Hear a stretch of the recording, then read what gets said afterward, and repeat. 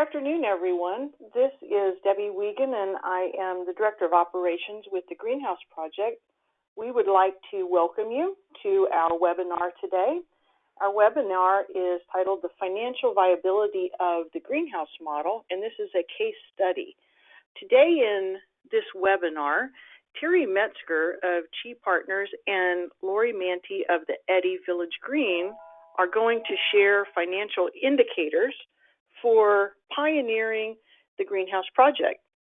Having totally replaced their traditional nursing facility with greenhouse homes, the Eddy Village Green is in a truly unique position to speak to the viability, the financial viability of this model.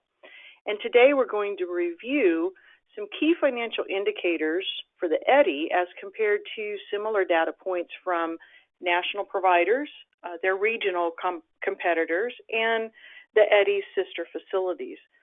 In addition to addressing those variables that contribute to this project's financial success, also Laurie will share with us lessons learned based on the Eddy Village Green's almost 10-year history with the Greenhouse Project.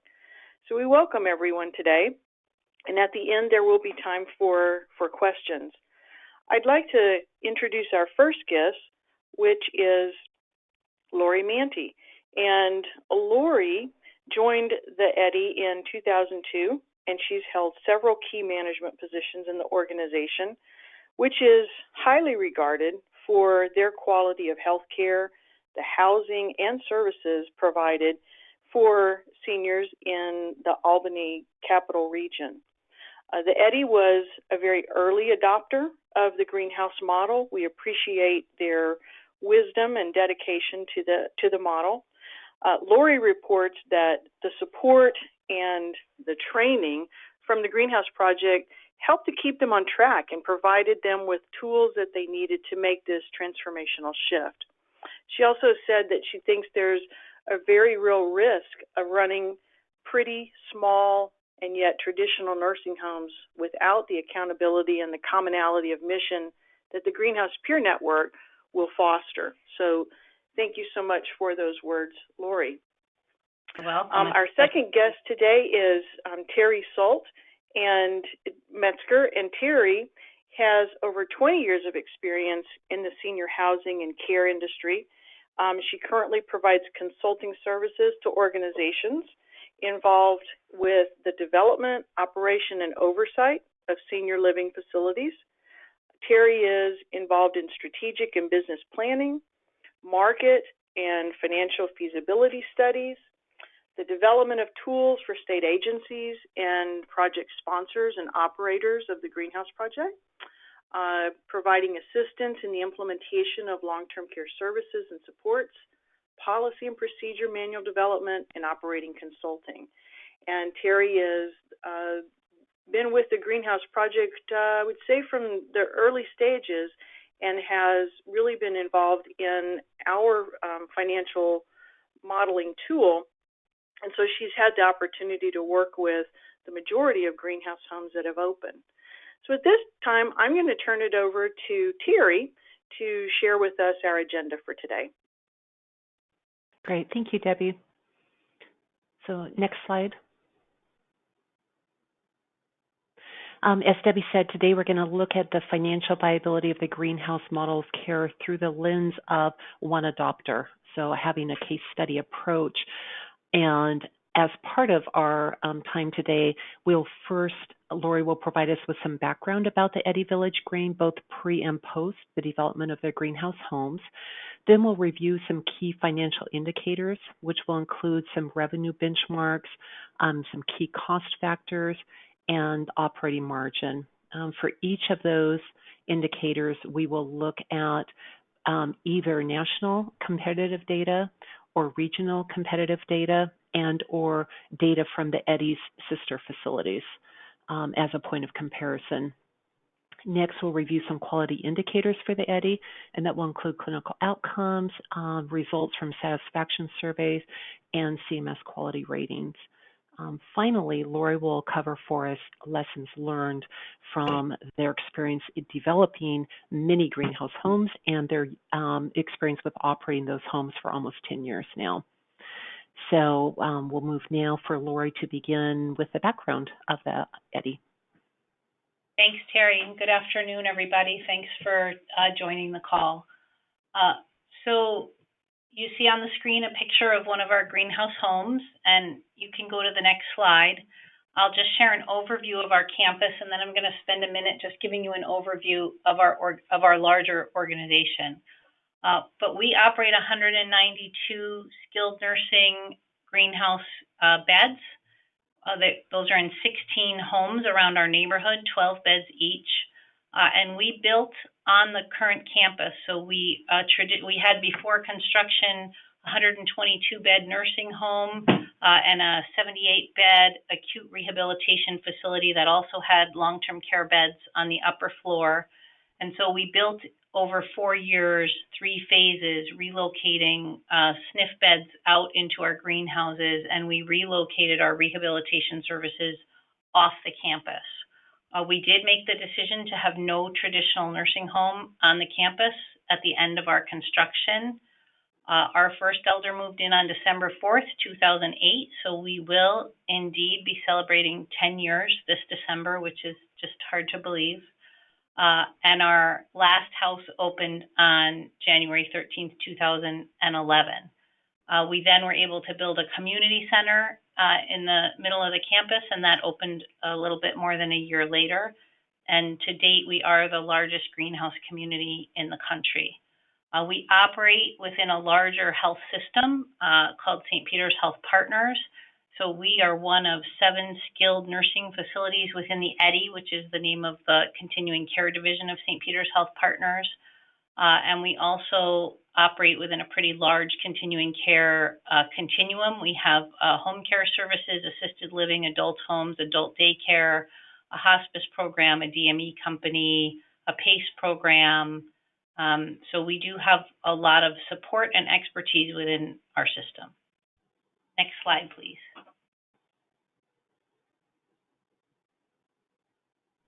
So as we were looking at our, this started as a capital transformation project. Our acute rehabilitation hospital was actually the old community hospital in our community, and the infrastructure was quite aged, and we knew that we needed to address it. And so we were doing a capital project, really looking at how we would recreate, and we were pretty dissatisfied with our traditional nursing home model. We felt that the schedules were very rigid. We were tied to that one big dining room that all the meals had to happen in, all of the activities happened in. And so when we tried to honor the rhythm of elders' sort of natural sleep cycles, it was almost impossible to change meal times because that bumped into activity times. And every time I have this conversation with anyone in long-term care, I see all the heads nodding. So I can't see your heads, but I bet they are. You know exactly what I mean. We had pretty high staff turnover, and we just really didn't feel great about how we were meeting people's expectations. Same thing with the schedules. It was hard to let elders make many meaningful decisions because that institutional schedule drove everything. And also because of the regulatory environment and the institutional structure of the building, it seemed like no matter how hard we tried to cultivate decision-making from the bottom up, it always ended up being from the top down. We did not have a lot of opportunities to do something within our physical plant to create neighborhoods for 2 reasons. One was just the basic layout, and the other was the age of the infrastructure. We were really limited what we could work with in terms of the systems that we had in place. And the other thing that really concerned us was this forced dependence, that the very long corridors and long distances from resident rooms to dining rooms and common areas did create this forced dependence, and people really seemed to lose their independence, particularly around mobility, after admission to the nursing home, no matter how hard we tried to work at that. Next slide, please. So we did look at some different models, and we did some traveling around. We visited Tupelo, Mississippi, which was one of the only open greenhouse projects in the country. And I always joke that we went there with a little bit of our New York attitude, thinking that, well, maybe the people in Mississippi are nicer or less demanding, but this would never work in New York. And everything in Mississippi was pretty much the same as it was in New York. And what we fell in love with about the model was it really was elder-centered and staff-centered, and it really empowered frontline staff and honored their role in knowing elders very well. It focuses resources very close to the elders, and the architecture supports the culture change. That was really a big thing. You know, it's not about the house. There's still a lot of work to do, but that house supports creating home and creating those loving relationships. Next slide, please. So in our business model, we did a lot of work on a pro forma. We asked the Greenhouse Project a million questions in that process to really be sure we could support the transition.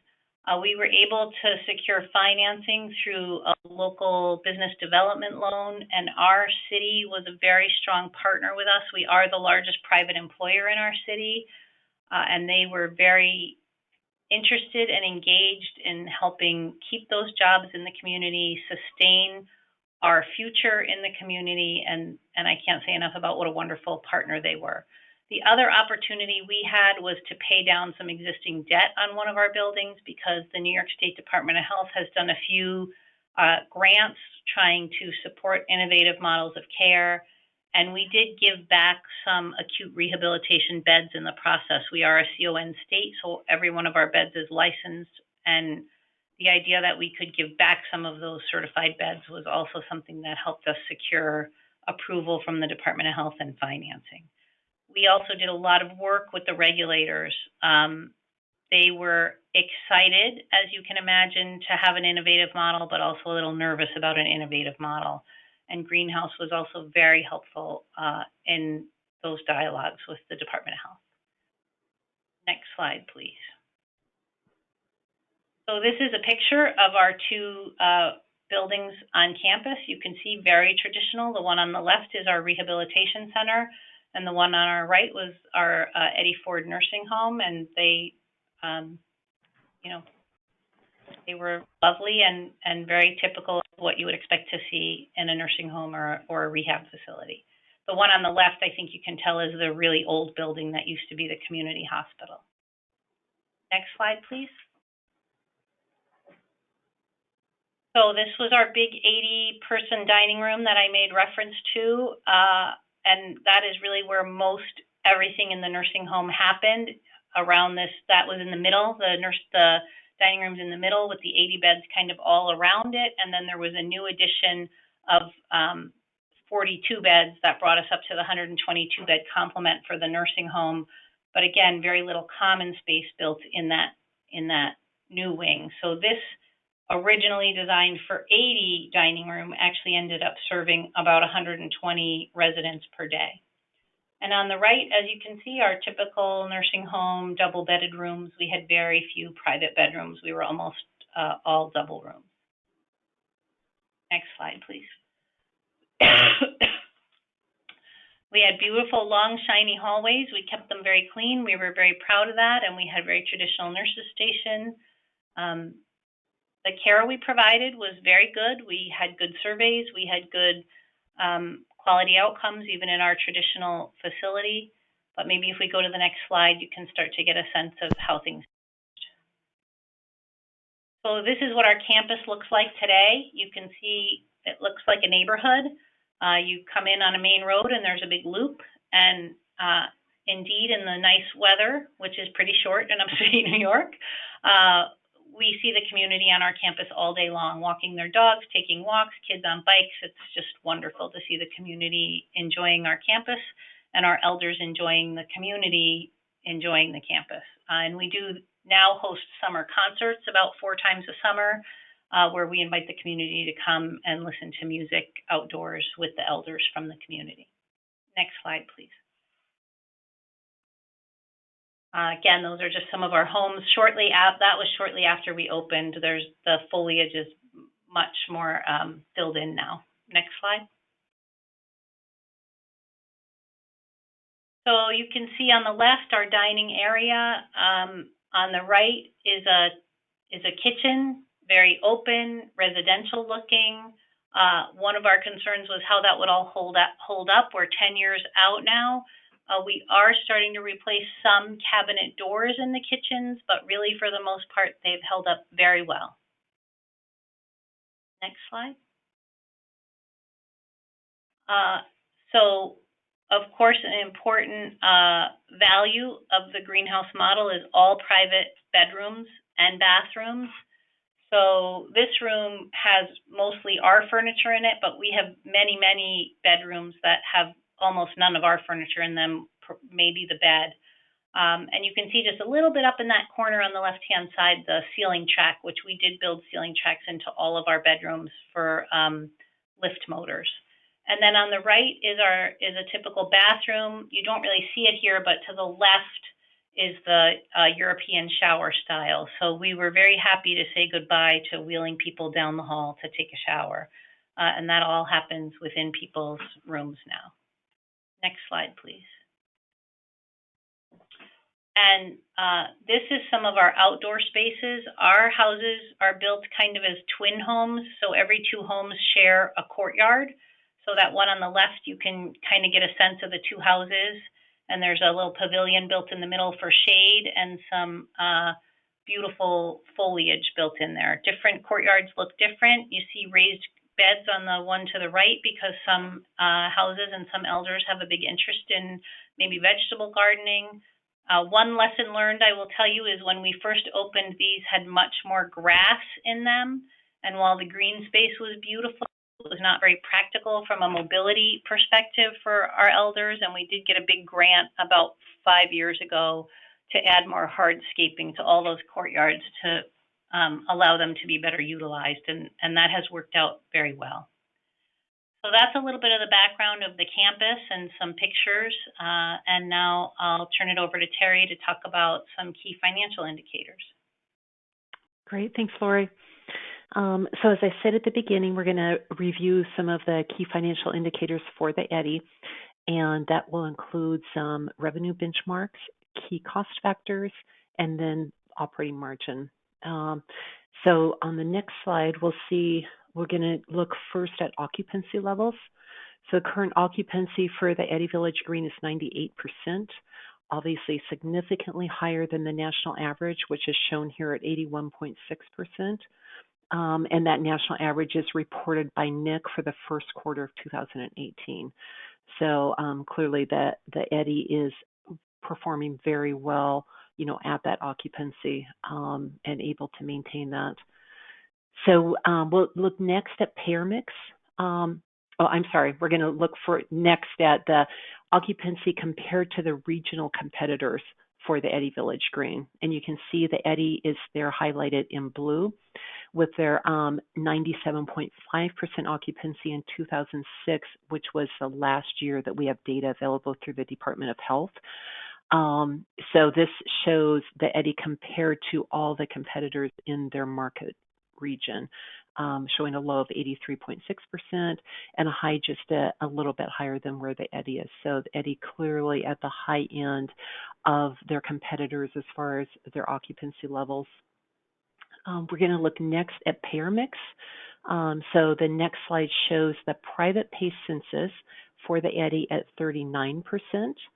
And compared again to the national average, which is significantly lower at only 8.3%. Again, this data provided for the first quarter of this year through NIC. Next slide will show this private pay census compared to the regional competition, again, for the Eddy in their market area. And the Eddy, again, showing there in blue compared to all the regional competitors. And you can see that, again, the Eddy is at the high end within their marketplace for private pay census, with the majority of facilities in that market area under 10%, and many of them under the majority under 20%, and many of them under 10%. So clearly the Eddy, again, performing very well from a private pay census basis. We'll look next at the percent Medicaid on the next slide. And not surprisingly, because of the private pay census being high, the Eddy has a lower Medicaid census than what we see nationally. So 51% compared to 65.8% nationally. And then the next slide will again show us that regional data. And we have the Eddy there in the dark blue compared to their competitors, again, on this slide at the low end of that chart as far as the Medicaid census, with the majority of these facilities having Medicaid census over 70%. I think that looking at this payer mix is really indicative and reflective on what the greenhouse model of care brings from a financial perspective, because you are able to achieve that higher private pay census, which translates very strongly into your bottom line, and have a lower Medicaid census than you might have in a traditional facility. However, this data also shows us that the greenhouse model of care is not just a high-end model of care, and you are able to serve a fairly robust Medicaid population and still be very financially viable and enjoy that financial successful performance, which we'll continue to look at. So I think I think there's some misconception that the greenhouse model, to be financially viable, you can't serve much Medicaid. And clearly the Eddy is doing that and also showing a very financially viable performance. So next we're going to look at the private pay rates, which is another way to be able to impact on the bottom line for a project. These are the rates in 2009, pre and post greenhouse homes. So $308 was the private pay rate for the traditional facility.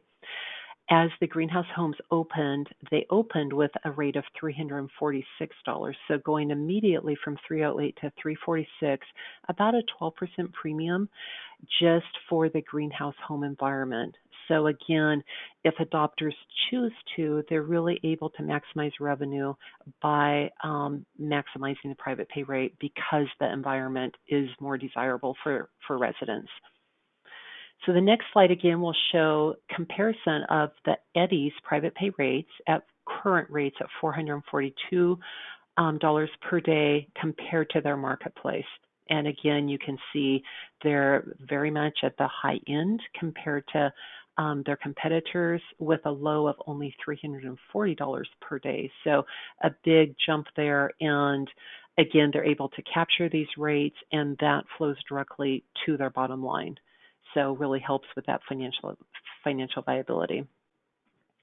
So all of those revenue factors are clear indicators of ways to enhance viability. The cost is another big factor, obviously, in skilled nursing facilities. And this slide shows the cost per resident day for the Eddy Village Green compared to their sister facilities. And you can see that the Eddy is right in the middle there at $305, with a range of the other facilities on either side, from low of $274 to a high of $321.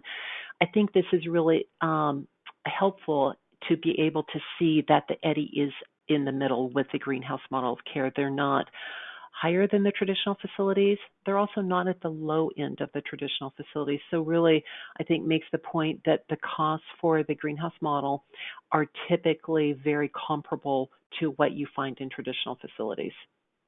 So next slide. And this slide provides just some key cost indicators from the Eddy Village Green's experience. And this is from the transition from their traditional facility with that experience to the greenhouse model of care. So they saw a reduction in food costs of 17% going from the traditional facility to the greenhouse model of care. They saw a reduction in linen costs of 31% from the traditional facility to the greenhouse model. And finally, they reduced their turnover rate from, if you recall, Laurie had said their turnover in the traditional facility ran about 45%.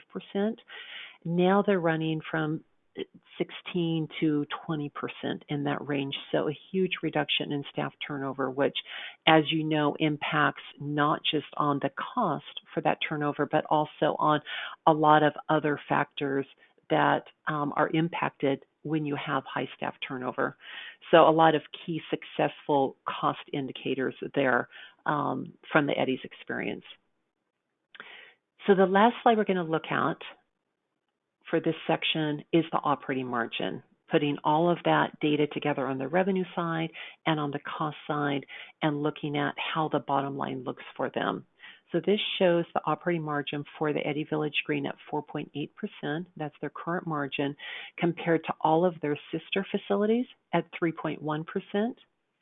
And that data compared to the national data. So the current national median for skilled nursing facilities is only 0.5% operating margin. And for the northeast sector of the country, a negative 0.4%. And that national data is drawn, it's 2016 data from the annual skilled nursing facility cost comparison that's published by Clifton Larson Allen. So I think this is a clear indication of what's possible with the greenhouse model of care, outperforming not only sister facilities that operate as a traditional model, but also significantly outperforming the national averages for skilled nursing facilities in the country. So that data provides kind of this insight into the financial viability of the Eddy Village Green. I'm going to turn it back over to Laurie, and she's going to talk through some of the quality indicators, because if you have just financial viability without quality, that's not getting you where you want to go. So being able to really point to both is a very important part of what the greenhouse model of care is able to provide for adopters. Thanks, Terri. Oh, and one thing I do want to mention, because we take our mission and our commitment to being a not-for-profit provider very seriously, within our continuing care division, we certainly have service lines that do not perform the way skilled nursing does, and so we support them, particularly home care and hospice and our PACE program. All the community-based services really struggle from a bottom line perspective. And we support all of those service lines, and we never stop providing care to anybody in our system based on their inability to pay. So all of the subsidies we do in our assisted living and independent housing, and also prioritization of all of those people for admission to our nursing homes. So I just wanted to mention that before we start talking about quality. Next slide, please. So as we were transitioning to greenhouse, we had some theories about where we might see improvements in clinical outcomes. We were hoping to see a reduction in resident falls. Our theory was going back to that forced dependency that we felt the nursing home created. We felt that the smaller spaces would be easier for elders to move about, and also easier for our staff to observe and monitor and respond quickly. We hoped that there would be less weight loss, because our menus really can be specialized when they're only serving 12 elders, because we do customize menus on a per house basis. And that food was all cooking right in the kitchen that's adjacent to the living space, and people would smell it and see it, and it would really help with appetite. We hope to see a reduction in pain, because our staff would know the elders so well that we could maybe anticipate pain better, and also that we could jump on emerging clinical issues faster than we did in our traditional nursing home. We hope to see less prevalence of depression, because there were more opportunities to have meaningful engagement with people. There was ready access to the outdoors. Again, we would really know people and what they enjoyed and maybe didn't enjoy, and be able to cater to that. And we really thought we would see a decrease in behavioral issues, because first and foremost, private bedrooms, but also the quieter environment, no nurse call system beeping all the time, carts coming, overhead paging, all those kinds of things that tend to overstimulate our nursing home environment. So the next slide is going to show what our MDS measures actually do show. So for a while now, our falls, both fall rate but also falls with injury, are actually higher than the national average. This is something we've been working on. I wish I could tell you why that is, because if I could figure that out, we would fix it. We think it has a lot to do with honoring people's independence and quality of life, and people do want to spend a lot of time alone in their rooms, and we don't line people up at nurses' stations. But that said, we think that that injury rate is not acceptable, and we're working really hard to reduce that while honoring all of our values. But you can see that our weight loss is much lower than the national average, and this particular quarter that's quite high for us. We usually run in the 2 to 2.5% range, but we did have quite a few elders at end of life during this quarter. Our pain scores, again, consistently run much below the national averages. Depression, very low and sustained, and same thing with pressure ulcers. We really see very little in the way of pressure ulcers. So we do sustain pretty positive clinical outcomes 10 years out, and we work hard at it and focus on it, but certainly the model and the philosophy we think are key to helping us achieve those quality outcomes. Next slide, please. So I wanted to share also our elder and family satisfaction scores. We do these once a year, and these are from January, and you can see again, we use a company called NRC, and we significantly perform above their average of their long-term care clients at 77% for would recommend in the highest top box versus 55%, 55.3% for the average. And you can see the key satisfaction drivers from the people who answer our survey are the emotional support, communication, respect for preferences, supportive services, coordination with care, safety, information, and autonomy. And those are pretty closely aligned with our greenhouse principles and values. Next slide. This just shows our CMS quality ratings, again, compared to our competitors. We perform consistently very well on our quality ratings. And that really concludes the review of quality. I thought I would share just a few lessons learned, but as you can imagine, 10 years out, it could be its own hour-long presentation to talk about what some of our lessons learned are. So I'll just go through a few highlights of those. Next slide, please, and one more.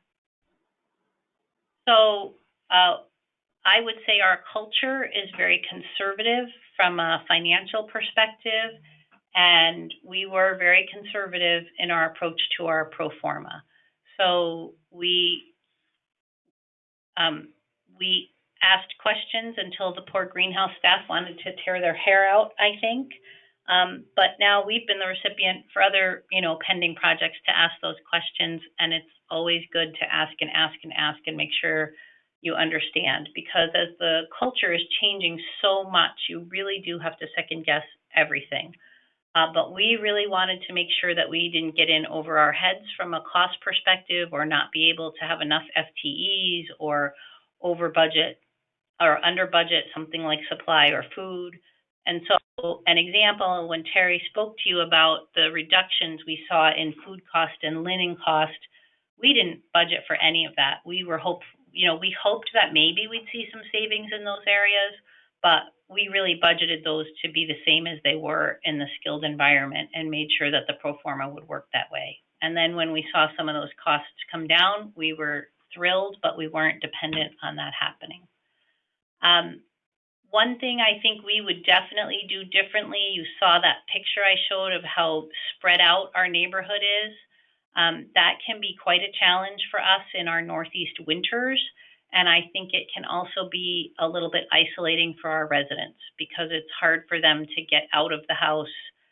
In our traditional nursing home, they could go down to the cafeteria. They could go actually over to the gift shop in the rehab hospital if they were bored. And so wintertime here is very difficult for sometimes many days in a row for residents to get out and get to our community center where we have a gift shop or just, out of the house. So I think if we were to do it again, it would be a little denser of a model than what we built. Although I have to say our neighborhood is absolutely glorious in the summertime. We did make a concerted effort to involve our frontline staff right from the beginning. That was difficult because, of course, they all wanted answers to everything, and we didn't know all the answers. The other thing we did is we did bring shahboz from open greenhouse projects to come and meet with our staff, and we left the room so that they could ask them whatever they wanted. And we also brought some frontline staff on some visits with us to other greenhouse campuses around the country. And I think that although that was a little bit expensive, it was a very good investment to build trust with the staff, and that we were in this together, and that we were leading them, but right beside them, and we were going to figure out the things we didn't know, and we had trust in them to figure out what we all didn't know. So I think that was something we did well, not so much a lesson learned, but we certainly doubted it sometimes when staff were asking questions we couldn't answer, and we felt that pressure as leaders to have all the answers for them. There were times we got so wrapped up in all the details and the pro forma and the process that we had to step back and remember the mission and the vision. And I remember a wise greenhouse person saying, listen, you all have taken wonderful care of these residents in your traditional nursing home. And every day your staff come and infuse that building with love and caring. Well, what do you think could happen in these small homes that they are not going to be able to figure out? And that just helped us all to take a deep breath and say, oh, that's a really good point. It was just that fear of the unknown, and we were trying to do what we do best in long-term care, which was to micromanage every detail to deal with our fear. And so it was really standing back and looking up at the mission and vision and making sure that's where we were going. Lots of culture change work before the change actually happened. You know, you can't ever be 100% ready for it, but the more work we do before the actual move, the better the move will go. And that was just, that came home to us over and over and over again. And this last one sounds a little trite, but it is so true that we really had to embrace mistakes as learning opportunities, and leaders had to model that behavior because we made a lot of mistakes. And, you know, our staff in long-term care are so afraid of making mistakes that we had to have a few mistakes where there were no negative consequences, and maybe even a good laugh, and then a debrief of what did we learn and how will we do it different, for people to get over that terror of making mistakes, because you can't do all new ways in a culture where everyone is afraid of mistakes. We had one house after we moved in that no one got a shower for over a week because we just didn't really figure that out. And so we had to say, okay, well, look at all the things we did get right. And we regrouped and, you know, made a joke. Well, no one really smells bad, or we would have noticed. And we moved on and fixed it. So that we could get too serious sometimes. And I think when we look back, we're like, wow, we should have just lightened up a little, and maybe the transition would have been less stressful for some of the staff. So that was another one of our lessons learned, I think. And I think that wraps it up for the formal presentation. Okay, great. Thank you. I just wanted to make sure Sherry's going to, yeah, so we have questions. So we have pretty much everyone is muted out there. So if you have a question, feel free to just type it in the question box. And I'm going to say that this question is actually, you know, it could be you, Laurie, it could also be Terri. So I don't know who makes the most sense, but someone has asked, what is your nursing labor cost, PPD, including shahboz? So I don't know if you've got that handy, or Terri, if you could speak in more general terms about what that nursing labor cost is. Laurie, do you have that? I don't have that data off the top of my head. I don't have it handy, but I can tell you when we compare to our sister facilities, our hours per patient day show as over 5, but that's because we're counting 100% of shahboz time, when in fact they're also doing housekeeping and laundry and cooking. So it's not really an apples to apples comparison. Okay. And so the other thing that I will say for the person who asked, we also, we have your email address. So really, Terri or Laurie, if you guys feel like you've got something else that could add to that, we could easily email this person, you know, a little bit more information about that. So I'm just going to put that out there. I don't see any other questions that are in the box, but I've got one since we've got a little time, and I just want to make sure that people, oh, do we have others? Oh, I guess we do. So hold on. So someone has asked, regarding decreased cost in dietary food costs, that metric provided was the cost per meal. Do you have dollars PPD for decrease available? Also, do your staff eat with the elders? So staff are always invited to eat with elders as our family members. Where we saw the savings was really in waste. So twice a week, each house creates a food order for their house. And they send that to our centralized dietary department, who collates that into a big order, let's say with Cisco. And then when it gets delivered, it goes out to the houses. And I remember shortly after we opened, like 3 or 4 weeks, you know, everyone was having their own struggles with the transition, and the dietary department, of course, had owned, so to speak, the delivery and making sure nourishment was done well for all the elders. And so I saw them bringing in a food order and unloading 3 gallons of milk into the refrigerator. And a shahboz said, "Excuse me, I only ordered 1 gallon of milk. We have 1.5 gallons in the fridge, and the elders in our house do not drink a lot of milk. Why are you delivering 3 gallons of milk? It will just get thrown away, and you know, that's not right. Take those back." And so we saw how this knowing of the elders translated into the food ordering, right? Just like at home, I don't buy, I don't know, no one in my house really eats bananas, so I don't buy bananas when I go to the grocery store. So that's where some of our savings came from. I don't recall what our cost per meal was then. I can tell you our standard right now is that we do 15 meals per meal. So we have 12 elders in the house. Again, if we have a house where we know there's always an extra family member, that house might do 16 or 17 portions a day. And our food cost per patient day is about in line with our sister facilities. I'd say we're somewhere in the middle. We're not the lowest, we're not the highest. Okay. Terri, did you have anything that you wanted to add on that in terms of meal costs and the financial modeling tool we have? No, I mean, when we walk organizations through the financial modeling tool, we suggest that, as Laurie said that they did, that you base your projected costs for your greenhouse homes off of your, experience in your traditional facility. And then ideally, you'll experience some savings in that, as the Eddy Village Greenhouse has. But yeah, again, I think that the good news is that we're not seeing the cost increase significantly for raw food, even though you have this smaller environment. And for some people, that goes kind of against their intuitive, kind of thinking. But you're just, I think what Laurie was saying, that knowledge of the elders and the ability based on that to decrease waste goes a long ways. I agree. And I think that's, and I know when they speak with you, Terri, when folks are thinking about it, it's really thinking through how that food delivery system is going to happen, what's in your area, and all of those pieces are important ones to consider before you open the home. So we have another question, and it says, what does the staffing configuration look like? So I think, Laurie, if you can maybe speak to that in terms of that you have 12 elders, what is your staffing?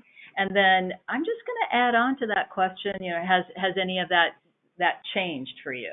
So, oh, I'm sorry, and there's a little bit more. So let me just fully ask the question. It is, how did you keep to the staffing model?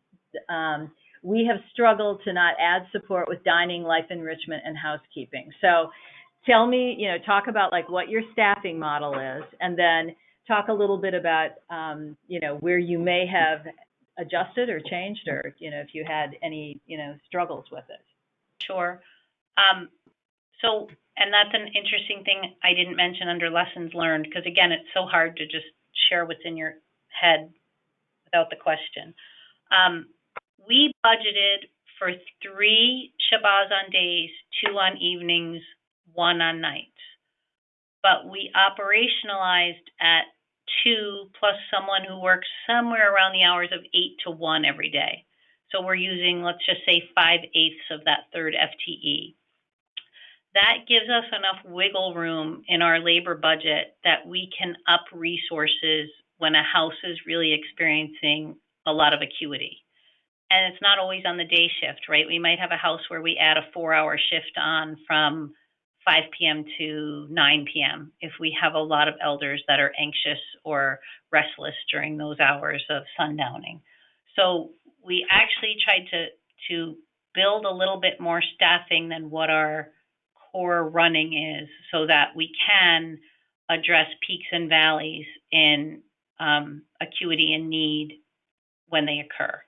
As you can imagine, sometimes putting those resources in and then taking them back out isn't always the most popular thing, but we have been pretty diligent about that.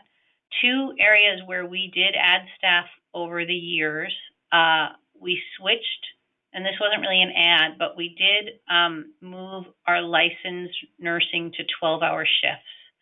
So we have 7A to 7P, and that's 1 LPN or RN to 2 houses, and then 7P to 7A is 1 LPN or RN to 3 houses. And we try, because we're 192 beds, to always have 2 RNs on the campus at any given time. The other 2 places we had to add a little bit of resource is we had to increase our central supply staff by a half, and that was really to help with the delivery of linen and laundry and groceries. Again, I think if we were less spread out, that would be a much more efficient process than it is on our campus. And we did add in an overnight shift security who just helps sometimes with maintenance issues, but just to have that presence on our campus on night shift. And that was really from feedback from our staff that they would feel more comfortable having an extra set of hands on campus and someone to call if there was something going on. And they also spend a lot of their time, just as an aside, doing fire drills on the night shift. Is that a question? I think that, yes, I definitely think that answered it. Terri, did you have anything that you might want to add on to that? No, I think that was great. Okay. And I'm so sorry, Terri. I don't mean to put you on the spot. I just want to make sure if you have something that you have that opportunity to say something. Talk just a minute, Laurie, about when you said that you went to 12-hour shifts. Was that something? How was that decision made? Were the nurses? Was that part of what the nurses had wanted? How did that develop? So nurses were included in that, and that was to make sure that we had a slot for every licensed nurse that was transitioning from the old nursing home to the new nursing home. What we did do, and again, for people who are new to the model, this might be harder to understand, we also really have self-scheduling for our licensed nurses. So we have some nurses who really 12 hours is a lot. They're a little older. They don't want to work that. And if they can work something out where they work 7 to 3 and they have a complement for their 3 to 7 shift, we're fine with that.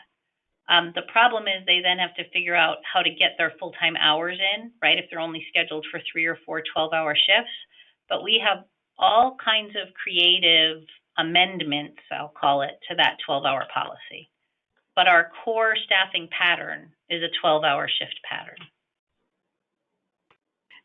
And I just think that especially in this workforce environment that we have today with such a tight labor market, that is probably something that has really proven to be a success for your organization. Yes, younger nurses love the 12-hour shifts. Older nurses sometimes get a little overwhelmed by that and are tired after 8 or 9 hours, and so we try to accommodate both of those. So if I understand what you're saying, flexibility is key when it comes to some of the staffing kind of pieces. And everywhere, not just our licensed staff. We do the same thing for shahbozim. But again, that decision-making happens in the context of their self-managed team. Okay. So we did have one question on what a shahboz is. So I'm just going to ask you, Laurie, if you can just give a short definition of that position. Sure. Well, a shahboz is really the heart of the home, but they are a certified nursing assistant who under the greenhouse model receives at least another 120 hours of training above their certified nursing assistant. And they also receive a full week of culinary training so that they can provide all the meals in the home. And a group of shahboz, there's usually 10 to 12 per house of part-time and full-time, create a self-managed team. And with the elders, they really run the house in terms of the scheduling, what time are meals, when do we get laundry done, what are our activities, what are the things that the elders in this house like to do, connecting elders, maybe with other elders on campus who have similar interests, and then working with the nursing staff to make sure all the clinical care is provided appropriately. And I should mention that a shahboz is paid in our organization at a 10 to 12% differential over a certified nursing assistant. All good. Thank you so very much. Yes, I'm sorry, go ahead. I just said, and yes, the pro forma still works even with that pay differential. Well, and I think the Greenhouse Project really recommends that. And I think, Terri, when you're doing the financial modeling with folks, you talk about that, yes? We do. Yeah, we always suggest that people budget in some kind of premium for their shahboz over traditional CNA for the market area. And how much of that percentage really depends upon the market area and the organization and the projected financial viability of the the particular pro forma. But yeah, absolutely, that's a key component. And again, I say a critical one in light of the workforce, and it is all part of how that switch is occurring and how the shahbozim are taking on other responsibilities, and that's just all part of the model and the financial viability of when you open a greenhouse home. We have one other question, and it is, and I shouldn't say that, we may have another one behind there. This one is, do you utilize telehealth in your homes, or how does that work at the Eddy? We are not currently using telehealth. We have very good access to medical providers. We have a physician who's on campus 4 days a week, and we have a nurse practitioner who's on campus 4 days a week. Obviously not the same four. And so we don't really utilize any telehealth services. I do also want to mention we do not really have any subacute rehab on our campus. We will take people with skilled stays, but typically we're not admitting people with a discharge plan to go home. Okay. Here's a question, Laurie, that they're asking if you are a nonprofit entity, and if so, can you give us some details about how that affects the economics of operating, or if it does? Yes, we are a not-for-profit operator, and so I would say there are, I think it makes it a little more expensive to operate just because we have certain values and core systems that we're committed to. So, do I think we could potentially reduce that cost per day a little bit? Maybe, but we partner very closely with the other parts of our not-for-profit system. So, for an example, we probably have 15 to 18 people on hospice here at any given time, and we often admit people from our hospice agency who are in the hospital and don't have anywhere to go. It was what I said earlier, that even though it looks like we have a very positive margin, as a not-for-profit system, we're using that margin to subsidize other parts of our continuum. We've always tried to have a diversified approach to the care so that when one area is really struggling financially, another area can help support that from a mission perspective. Okay, thank you. We have one more, and that is, what is the nursing component? Is there 24-hour nursing care? And I know you talked a little bit about nurses, but just express how that actually happens at the Eddy, what the model includes. Oh, yes, it is 24-hour nursing. We have a full-time RN case manager for every 48 elders. And then we have a full-time nurse, one for every 24 elders from 7A to 7P. and 1 to every 36 elders, 7P to 7A. And then we have an MDS coordinator and a full-time educator and a DON and assistant director of nursing to complement that mix.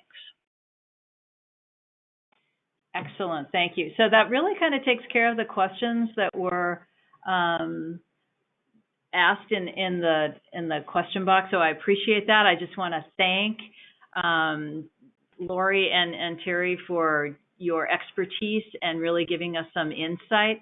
I want to let the folks who are on the call know that we will be sending out, a copy of the recording, even if you're on it, so that you can have this for future reference, which I think is always kind of nice.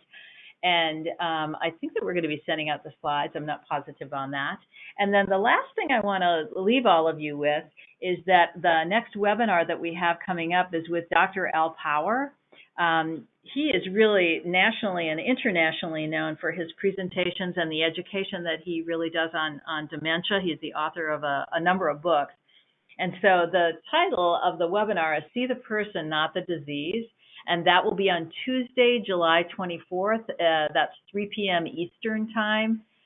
You'll need to register for it, just like you did for this. It's a free webinar, but just go to our website, thegreenhouseproject.org, and you can register. But Dr. Power is really going to talk about many ways that, that we commonly use expression, and it's not really fully really fully realized in the caring for the individuals living with dementia. So he's going to really talk about that, and he will really include a number of topics: staging systems, segregated living, activity programming, some of that stereotyping forms of dementia. So it will be really an interesting hour. So I really encourage you to register for that and to listen to what Dr. Power, that kind of insight and wisdom that he has for our organization. So the last slide we always kind of leave you with is just to really say that, we did the best we could with what we knew, and when we knew better, we did better. And I think that's a beautiful Maya Angelou